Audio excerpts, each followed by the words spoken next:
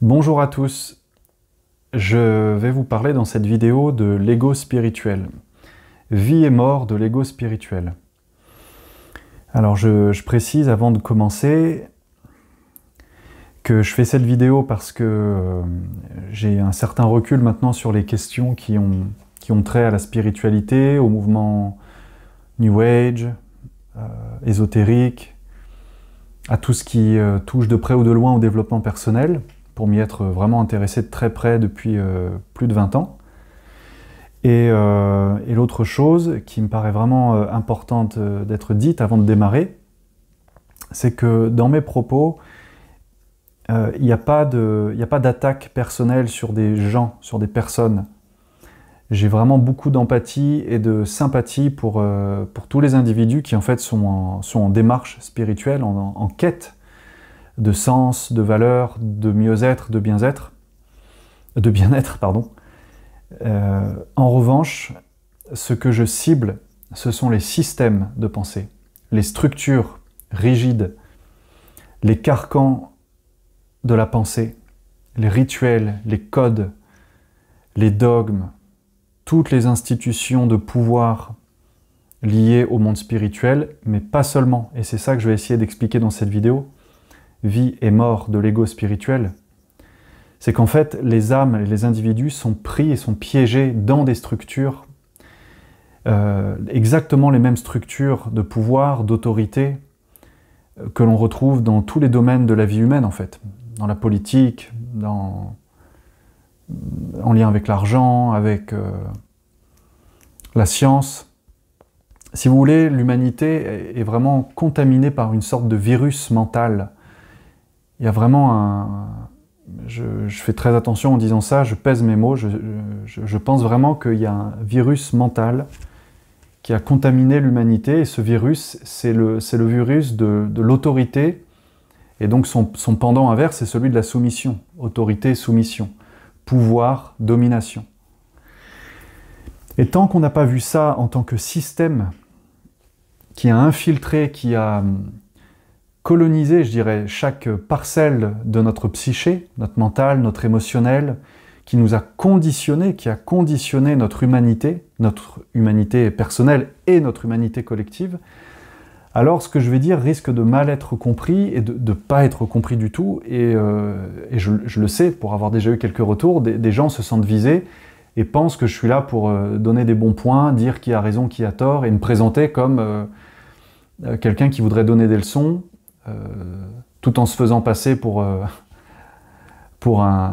quelqu'un qui n'est pas un gourou, alors qu'il serait lui-même un gourou. Enfin, vous voyez un peu la logique. En fait, non, je prends la parole parce que je me sens légitime à le faire, que j'aime faire ça, et que je sens que c'est ma place. En tout cas, je la prends.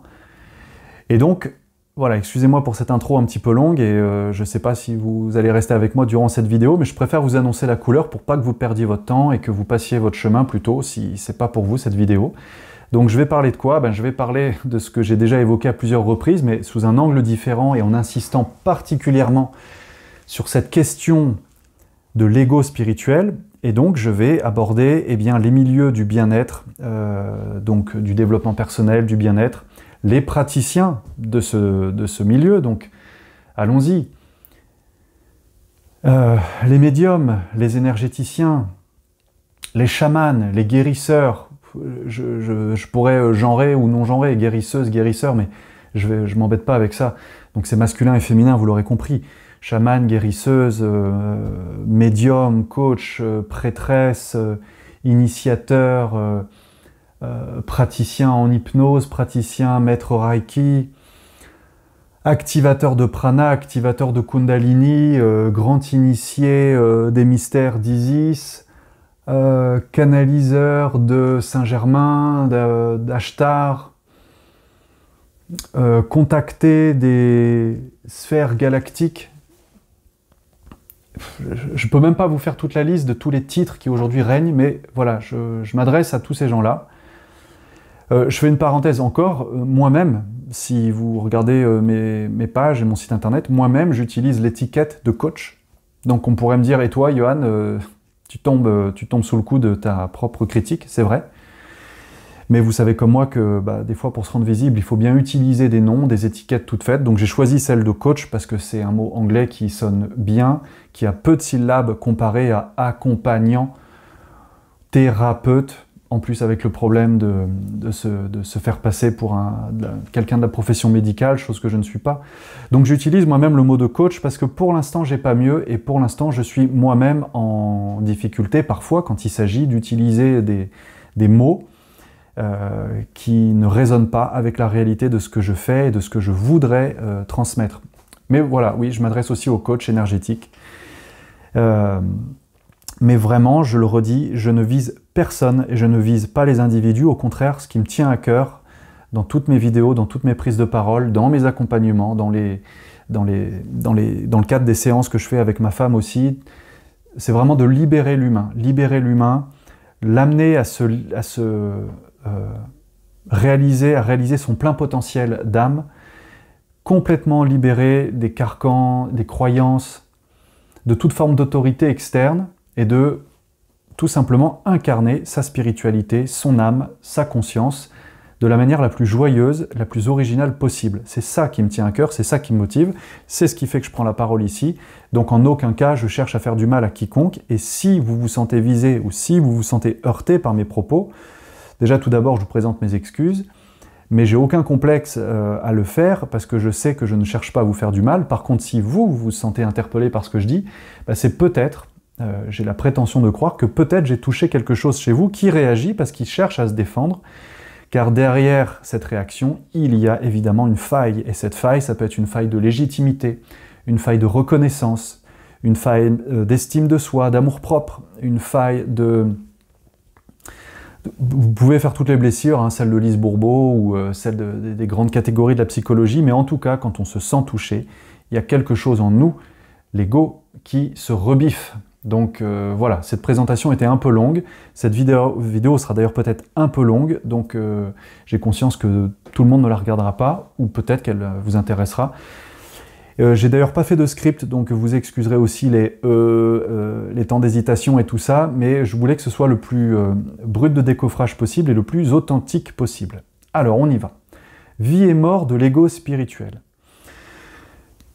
Je vais prendre comme ça au hasard pour point de départ les années 90, on va dire 90, le tournant des années 2000, et je vais essayer de vous expliquer pourquoi je pars de là et pour arriver ici et à cette question du phénomène de petite mort de l'ego spirituel contemporain. On va dire que ces systèmes de pouvoir, ces systèmes de starification, de vedettariat, ces structures mentales de vouloir s'imposer aux autres, elles sont propres à tous les domaines de la vie. Et l'une des erreurs du monde spirituel, du monde New Age, ça a été de croire que ce virus mental allait épargner la sphère du New Age, de la spiritualité. En fait, la grande arnaque, elle est là, et si on l'a compris, alors déjà on a fait une bonne partie du chemin. Ce travers de vouloir faire autorité sur autrui, c'est ce qu'on appelle l'ego spirituel, de vouloir s'imposer à l'autre, de vouloir dominer l'autre, de vouloir être le sachant, de vouloir être celui qui a reçu l'éveil, qui a reçu la lumière, celui qui voit la vérité, comparé à celui qui ne serait que dans son ego, justement, et qui n'aurait pas atteint son âme, son esprit.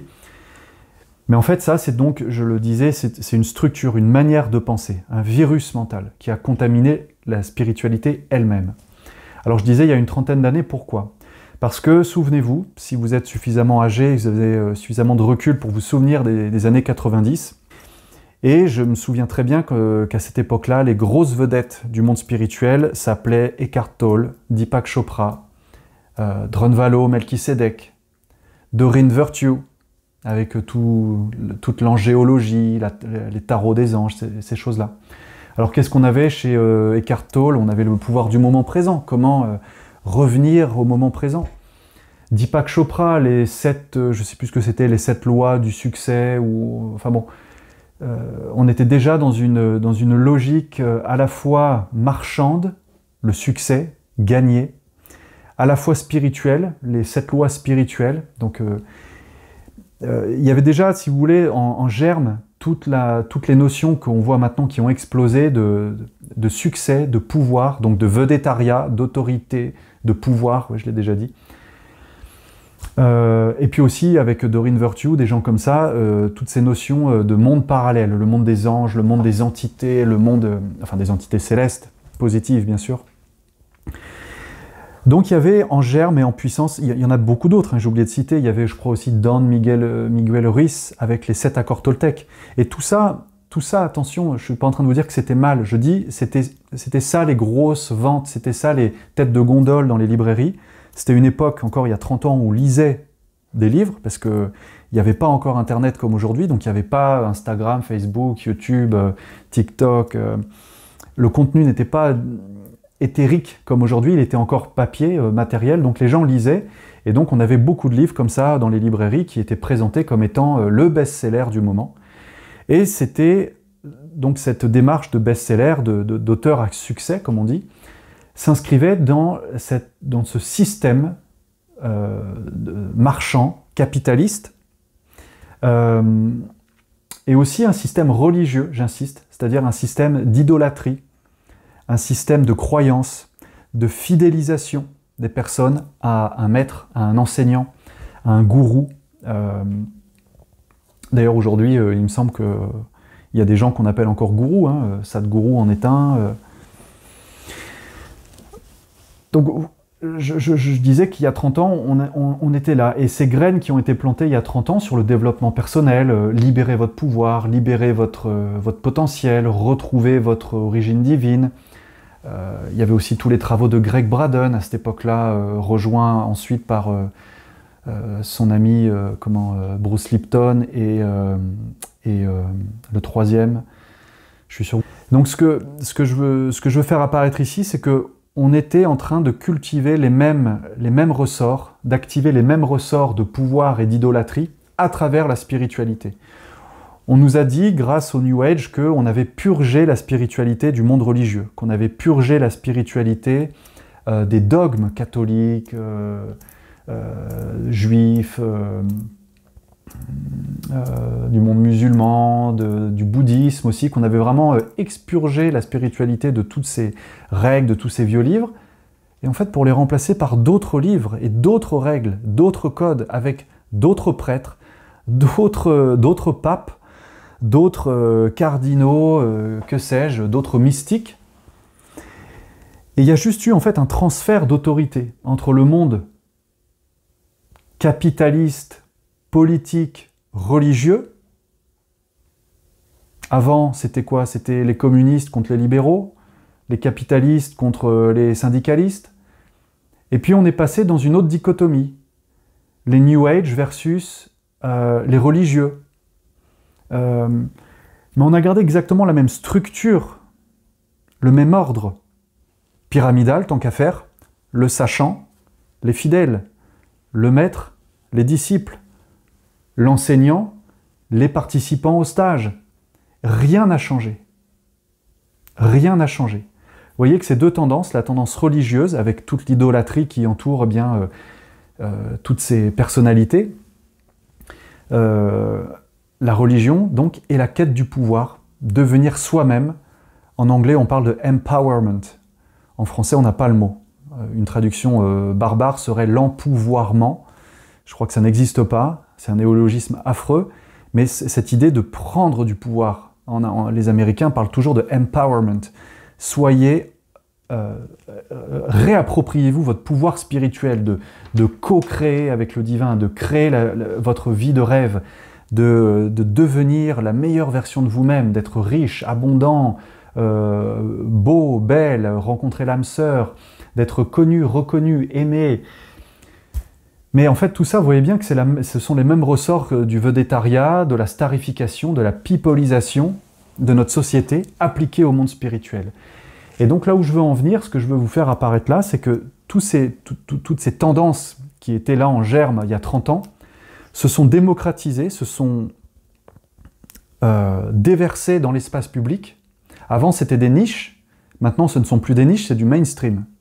J'étais en voiture l'autre jour, j'entendais une émission de radio sur une chaîne publique, du service public, qui parlait de la loi d'attraction. Alors ça y est, c'est fini, c'est terminé. Je veux dire, quand on en est là, c'est terminé. La spiritualité est morte, c'est fini, c'est foutu. À partir du moment, les pouvoirs publics et, j'allais dire, toutes les instances se sont jetées sur le morceau de viande, on sait que le cadavre est consommé. La spiritualité, version New Age, version réussite, clé de la réussite, reprenez votre pouvoir, c'est has-been, c'est terminé. Et pourquoi c'est has-been et pourquoi c'est terminé? Parce que tous les gens qui se sont jetés dans ce créneau, en fait, n'ont pas voulu, je dirais, n'ont pas réellement voulu s'accomplir de manière originale, unique et authentique. C'est-à-dire finalement faire germer leur authenticité, s'accomplir en tant qu'âme, en dehors d'un système. Non, ils sont rentrés dans le système pour briller, parce qu'ils voulaient briller. C'est ça l'ego spirituel, vouloir briller. Et c'est une énorme différence que de vouloir briller et de rayonner. Je vais en reparler plus loin. Vouloir briller, donc, et là je parle de toutes les personnes qui ont adhéré à ces mouvements de bien-être, de développement personnel, de spiritualité 2.0, de nouvel âge, mais vous imaginez pas tous les domaines que ça touche, absolument tout. Et je suis vraiment, je le dis sans honte, je suis un assez gros consommateur de contenu en ligne parce que je suis très curieux et vraiment, comment je pourrais dire ça, je suis vraiment passionné par mon époque. J'aime savoir, sentir le Zeitgeist, l'air du temps. Donc je regarde, c'est comme si tous les matins on ouvre sa fenêtre pour respirer un bon bol d'air. Moi j'aime passer la tête par la fenêtre des réseaux pour voir ce que font les gens, où en est l'état d'esprit global, où en est le niveau de conscience global. Et je trouve ça extrêmement pauvre parce qu'en fait je me rends compte que l'immense majorité des gens, je dis bien l'immense majorité, pas tout le monde, je connais des personnes extraordinaires qui font un travail remarquable et qui sont coachs, sont médiums, sont chamans. Donc vous voyez, tout n'est pas à jeter. Mais l'immense majorité qui sont dans ce que je décris là, c'est-à-dire qui sont des personnes avec peut-être, je dis bien peut-être, de réelles capacités psychiques, médiumniques, avec peut-être du magnétisme, avec peut-être des connaissances et une vraie quête spirituelle, mais qui se sont complètement perdues et soumises à ce système du pouvoir qui leur a fait croire que parce qu'ils allaient briller, parce qu'ils allaient faire autorité sur autrui, ils allaient s'accomplir. Et donc, ils ont finalement, ils sont entrés en soumission à leur ego spirituel. Ils ont mis leur âme en soumission à l'ego spirituel qui veut impressionner, qui veut faire autorité sur autrui, en se présentant comme un maître. Alors là, vous pouvez mettre tout ce que vous voulez derrière hein, comme adjectif, maître Reiki, maître en hypnose régressive quantique, maître en technique Lao-Chi, maître en magnétisme, maître en... Je suis désolé, là je sais que je vais pas me faire que des amis, mais comprenez bien que je ne vise pas les gens, je vise le système, je vise ce virus mental qui veut vous faire croire que vous êtes puissant parce que vous affichez une attitude. On impressionne, on ne fait pas autorité sur autrui. On impressionne, on ne peut éventuellement impressionner que les gens, non pas parce qu'on brille, mais parce qu'on rayonne quelque chose qui attire réellement les individus, comme une eau fraîche et vive attire les âmes ou les personnes pour se rafraîchir, pour boire quelque chose de sain.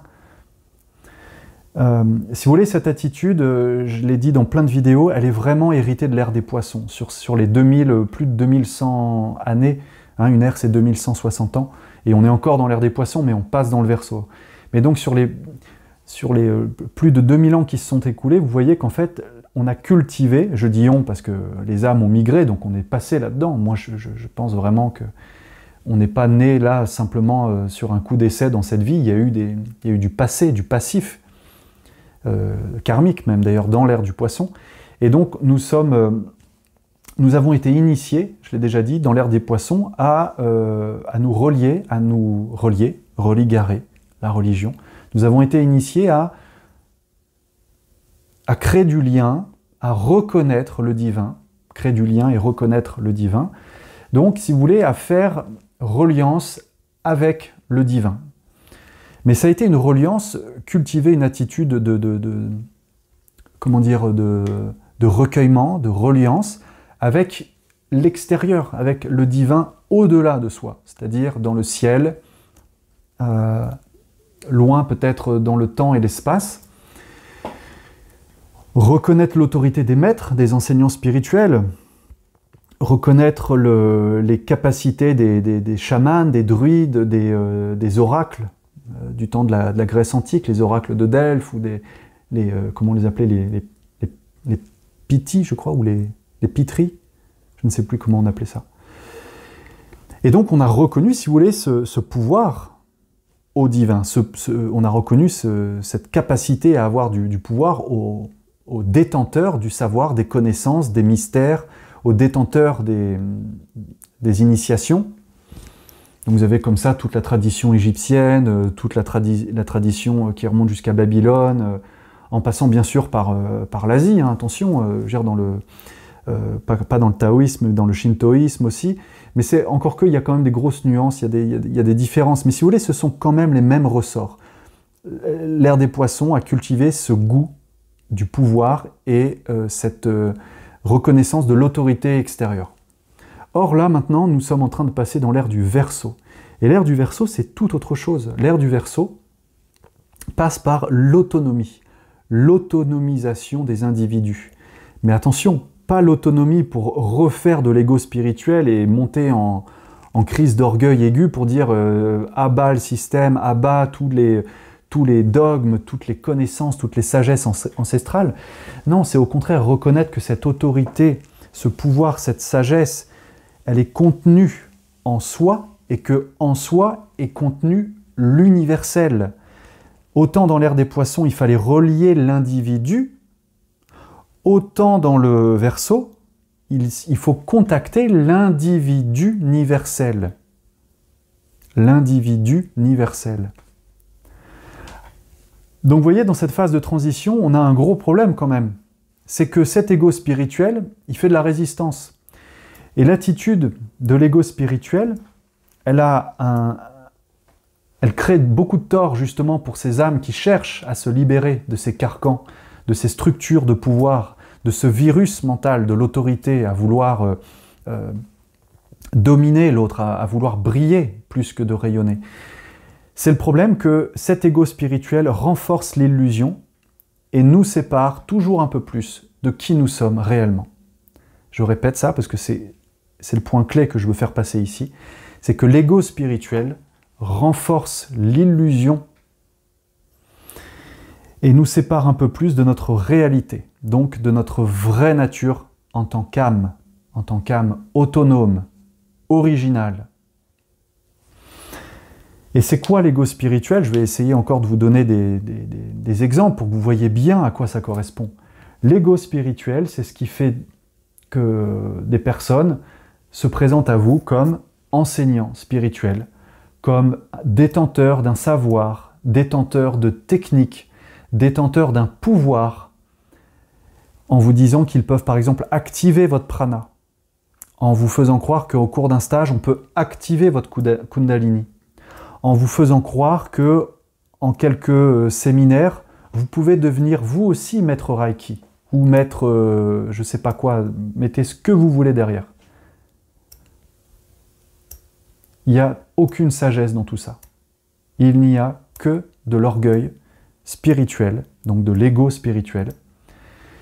Et ce qui est malheureux, et je le dis vraiment, je le dis sincèrement, ce qui est malheureux, c'est que ces gens-là sont pour beaucoup, et là je parle de mon expérience de ces 20 dernières années dans les milieux New Age, dans les cercles d'enseignement, dans les stages de développement personnel, dans les rencontres et portes ouvertes énergétiques, il y a énormément de bonne volonté, énormément de personnes qui viennent avec beaucoup d'amour, beaucoup d'intentions, mais qui en fait viennent aussi avec beaucoup de blessures, de traumas, de souffrances, de complexes, et qui se sont créés un monde de bisounours dans cette bulle d'astral, dans cette bulle de rêve, dans cette bulle de la spiritualité va me sauver, va me faire devenir enfin quelqu'un d'influent, quelqu'un de reconnu, quelqu'un d'admiré, quelqu'un de suivi.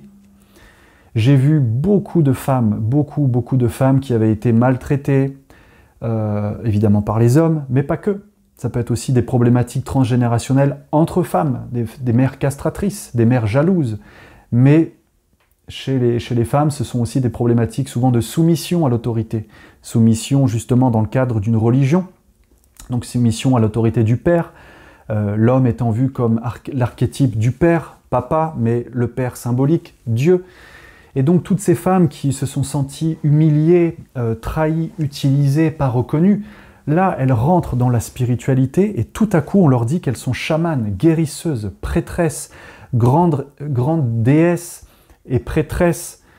Et attention, pas n'importe quelle prêtresse, prêtresse d'Isis, initiée au mystère d'Isis. Enfin, je comprends le fantasme que ça peut nourrir. Et chez les hommes, c'est pareil, parlons-en des hommes. Les hommes qui se prennent pour le nouveau Saint-Germain, le nouveau Merlin l'Enchanteur. Il y a tellement de postures et d'attitudes. Je crois qu'on a tout exploité. On a absolument exploité tous les ressorts, toute la panoplie du gourou, du magicien, du sage. Et c'est ce que j'appelle aujourd'hui la spiritualité vintage. C'est-à-dire qu'en fait, on prétend faire du neuf en rajoutant le mot quantique à quelque chose. Hypnose régressive quantique, soins énergétiques quantiques, transe chamanique quantique. Je vous jure, je l'ai vu. Je ne l'invente pas. Mais en fait, on fait du vintage. Il y a la mode du vintage en ce moment avec des sites qui mettent à l'honneur les objets vintage, justement. Mais donc oui, et puis ça participe un peu d'un courant aussi vestimentaire hipster, enfin bon bref. Mais on fait du vintage, c'est-à-dire qu'on va chercher dans le passé, donc dans le passé lointain, hein, le passé chamanique, le passé celte avec la culture des druides, le passé nordique, avec les déesses comme Freya, avec les déesses Odin, Thor. Donc si vous voulez, on va plus c'est archaïque, plus c'est ancien, plus c'est mystique, et plus ce serait puissant, plus ce serait pur, plus ce serait authentique. Donc allons-y, on va même chercher jusqu'à la période Atlante, avec la table d'émeraude, avec Thoth, avec... Et puis allons même encore au-delà, allons à la période lémurienne, à la période où les êtres des autres dimensions sont arrivés sur Terre pour ensemencer la planète. La race des guides, la race des géants, la race des lémuriens. Enfin bref, si vous voulez, les gens qui invoquent tout ce folklorisme, toute cette spiritualité vintage, vont chercher des choses extraordinaires pour se donner du pouvoir. Et en fait, ils se regardent comme ils se regarderaient dans un film, être la star d'un film.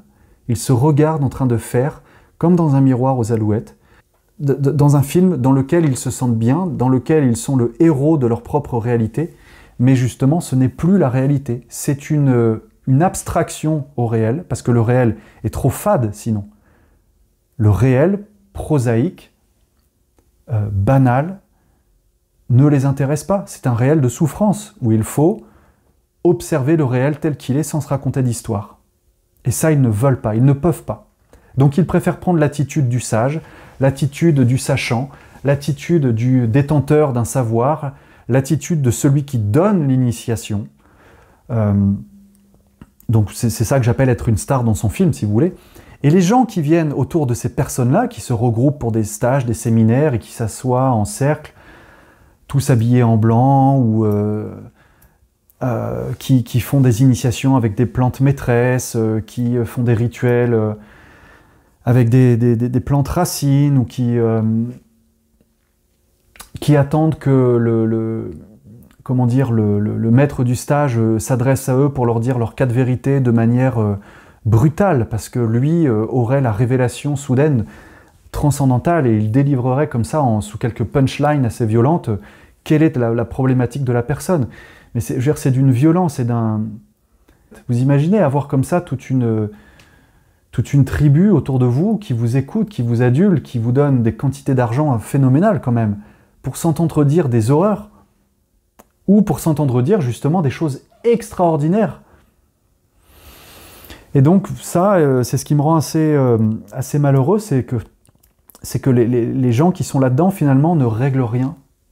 Ce sont des gens qui ont des blessures, ce sont des gens malheureux, et qui, comme seul échappatoire, se sont créés un rêve, une bulle d'astral, qui est une bulle, en fait, une échappatoire, et cette bulle devient la matrice spirituelle pour eux. Cette matrice spirituelle qui les mange tout cru, qui fait que autant les gourous que les adeptes, autant les maîtres autoproclamés que les stagiaires qui se précipitent dans les réunions pour aller chercher la énième clé de compréhension parce qu'ils n'ont toujours pas compris ce petit truc qui fait que c'est pour ça qu'ils ne sont toujours pas accomplis.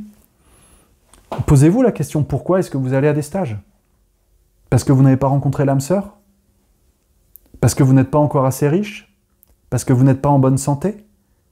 Parce que vous n'arrivez pas à contacter les mondes de l'au-delà? Parce que vous aimeriez que des esprits s'adressent à vous? Parce que vous voudriez plus de clients en tant que thérapeute? Mais vous n'en avez pas. Donc vous allez chez le maître qui, lui, a beaucoup de clients pour que lui vous donne ses clés pour que vous ayez beaucoup de clients. Vie et mort de l'ego spirituel. Il faut absolument, si on veut évoluer collectivement, si on veut enfin incarner une spiritualité régénérée, il faut détruire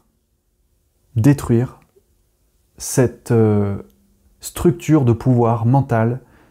Il faut voir le virus mental qui nous a tous contaminés. Et si je vous en parle, c'est bien parce que je connais ce problème. Je suis passé par là.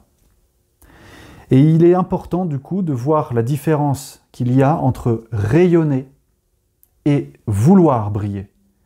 Rayonner, c'est ne pas chercher à faire impression sur l'autre, c'est simplement incarner et activer qui l'on est.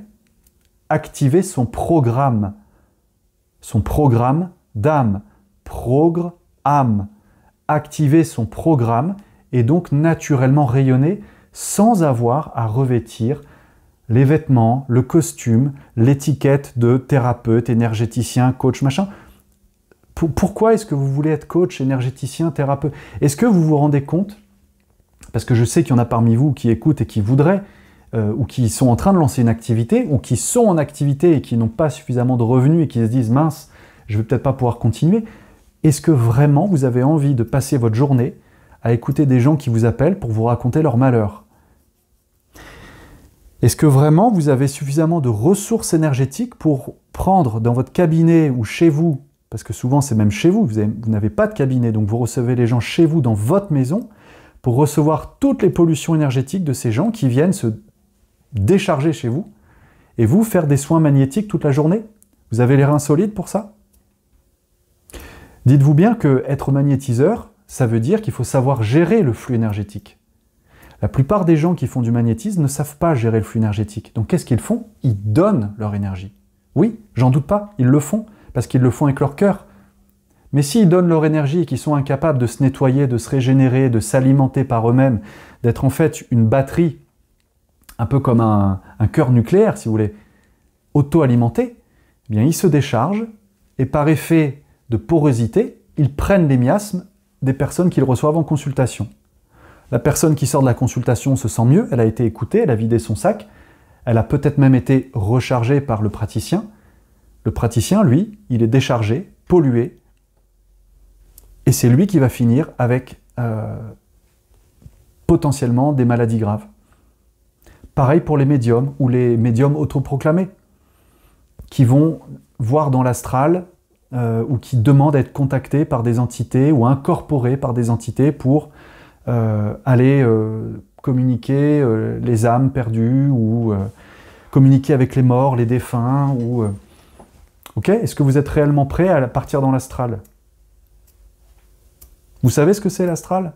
C'est la poubelle énergétique de l'humanité. C'est l'interface entre le monde matériel et le monde spirituel.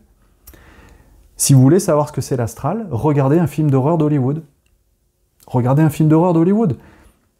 Et si vous voulez faire l'expérience de l'astral, imaginez votre pire cauchemar, celui qui vous réveille la nuit quand vous êtes trempé de sueur, ou quand vous vous réveillez avec le cœur haletant, ben c'est ça l'astral. L'astral, c'est cette interface, une bande entre le monde matériel et le monde spirituel dans laquelle prennent forme les formes pensées de l'humanité. Donc c'est une espèce de zone où vont s'habiller, endosser ou revêtir un premier vêtement tous les désirs des humains pour pouvoir s'incarner chez ceux qui sont les plus poreux à ces énergies-là.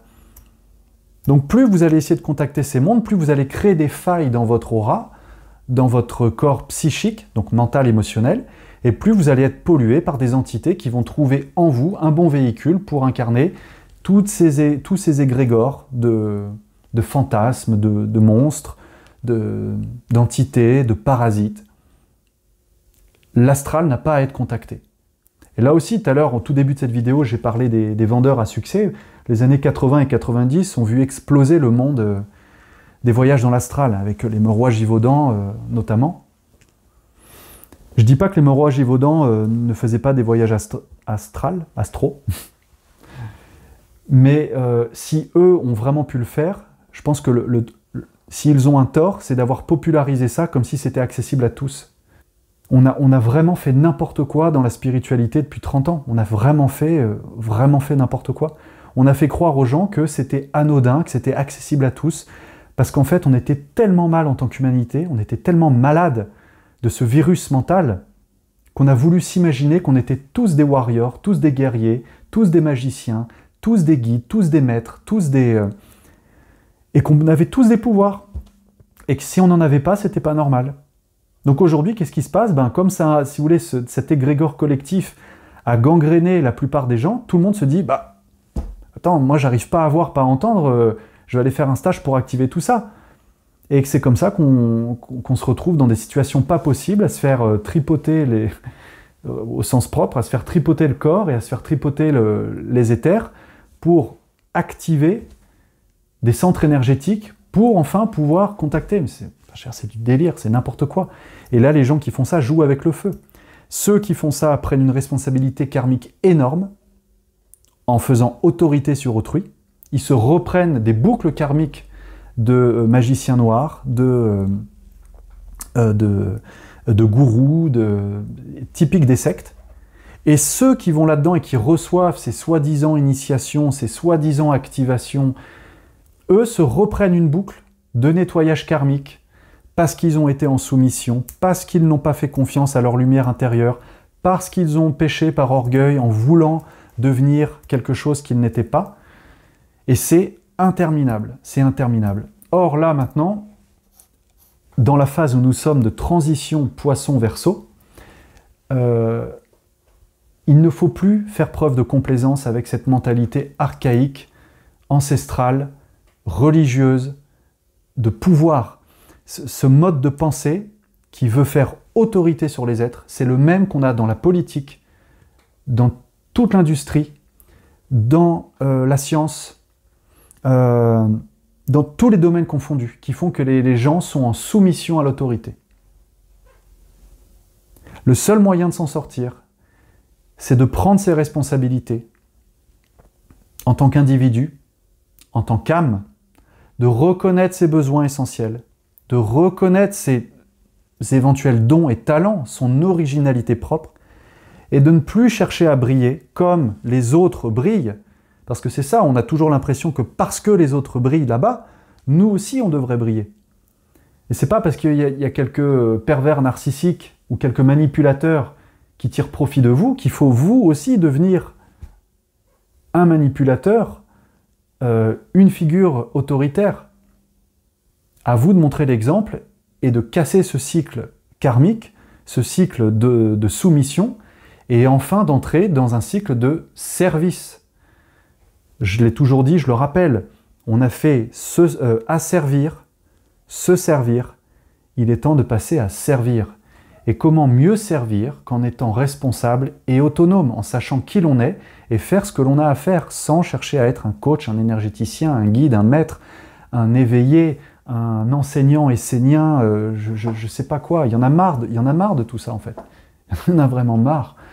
C'est de la pollution permanente qui cultive l'orgueil et l'ego. Donc j'invite de tout mon cœur, je vous interpelle directement, vous qui m'écoutez, je vous interpelle à vraiment vous questionner avec douceur, avec tendresse, avec compassion. L'idée, c'est pas de se faire mal, mais à vous demander si vraiment vous êtes libre. Et à vous demander, qu'est-ce que la liberté en fait? Est-ce que la liberté, c'est de suivre des rituels, des protocoles, de suivre des guides, des maîtres? Et j'espère vraiment que si vous m'écoutez, vous ne me voyez pas ni comme un guide, ni comme un maître, ni comme un gourou, ni comme un sachant qui vous fait un cours et qui vous dit ce que vous devez faire. Je préfère de très loin que vous me voyez comme un original qui parle tout seul, avec ses 100 vues sur une vidéo, mais qui est là pour faire germer en vous la notion de liberté, d'originalité, de créativité, de joie. Et je ne suis pas en train d'entretenir vos vieilles lubies de pouvoir, d'ego et de... Donc demandez-vous, êtes-vous réellement libre? Comment participer à ce mouvement collectif de l'ère du Verseau qui vise à faire émerger l'âme autonome, l'individu universel en chacun de vous. Être authentique, être l'individu unique, mais en même temps avec cette conscience collective, universelle, individu universel. Être dans un flux constant de conscience. Un flux constant de conscience. C'est ça l'âme, être dans votre flux constant de conscience. Voir, être capable de voir les systèmes qui vous asservissent, qui vous imposent des dogmes, des croyances limitantes, qui entretiennent en vous le culte du pouvoir, le culte de la personnalité. La spiritualité telle qu'on l'a connue est foutue, elle est morte. Laissez-la tomber. Arrêtez de vouloir être chaman, arrêtez de vous prétendre... soyez réellement originaux, pardon.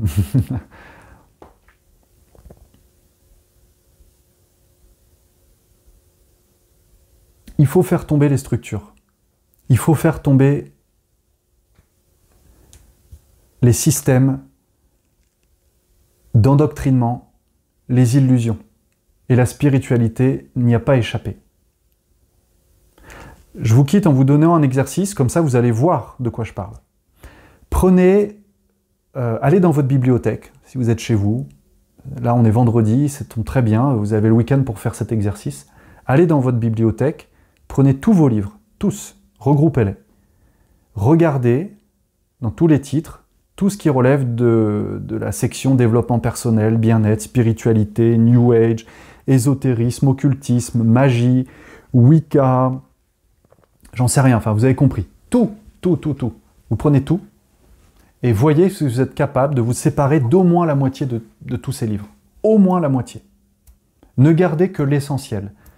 C'est-à-dire ce qui peut-être vous nourrit réellement dans le fait de cultiver votre autonomie, votre originalité. Tout ce qui est de l'ordre de suivez tel protocole pour accéder à l'abondance, oubliez. Devenez magicien blanc, oubliez. Comment devenir maître Reiki, oubliez. Excusez-moi, j'ai tendance à être un peu sarcastique quand je dis ça, mais si vous voulez, c'est tellement de la pollution c'est dégoulinant d'astral, tout ça. On doit se purger de ça. Donc, s'il vous plaît, faites cet exercice, pas pour moi, pour vous, pour voir si vous êtes capable d'abandonner toutes ces béquilles, au moins la moitié de vos livres. Premier exercice. Et le deuxième exercice, si vous êtes praticien en énergétique, et même si vous n'êtes pas praticien en énergétique, si vous avez un travail à côté qui n'a rien à voir avec la spiritualité, tant mieux. Mais par contre, si vous avez des rituels, des rendez-vous avec vous-même, donc pour être très concret, ça peut être des rituels de méditation, des rituels de yoga, des rituels de magie. J'allume ma bougie, je brûle de l'encens, je tire les oracles, je pendule, je vais dans mon jardin, près de l'arbre, pour rendre... Bon, je ne suis pas en train de vous dire que c'est pas bien, mais écoutez bien l'exercice. Est-ce que pendant une semaine, vous êtes capable de ne faire et de ne suivre aucun rituel? Aucun. Pas de méditation, pas de yoga, pas de connexion aux anges, pas de tarologie, pas de divination, pas de rien. Le silence intérieur. Est-ce que vous êtes capable de faire ça? Vous verrez que c'est dans le silence intérieur que vous avez toute votre richesse, toute votre originalité, toute votre authenticité. Videz votre bibliothèque. Faites le silence intérieur pendant une semaine. Bon courage!